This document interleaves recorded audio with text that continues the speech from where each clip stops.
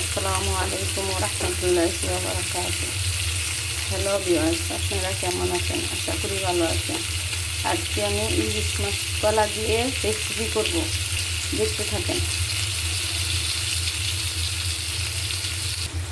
পেঁয়াজ দিয়ে দিলাম, কলা দিয়ে দিলাম, আলু দিয়ে দিলাম, মরিচের গুঁড়া দিলাম, লবণ দিলাম, ধনিয়ার গুঁড়া দিব, হলুদের গুঁড়া দিব।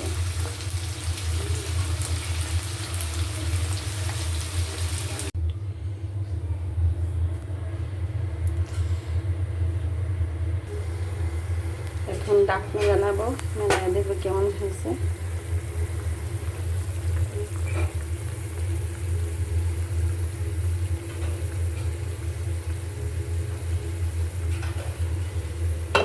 আবার দিয়ে দিব।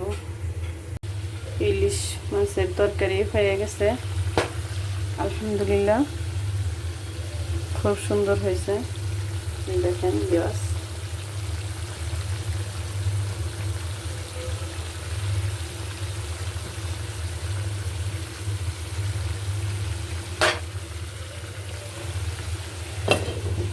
চুলা নিয়ে দিয়ে দিব।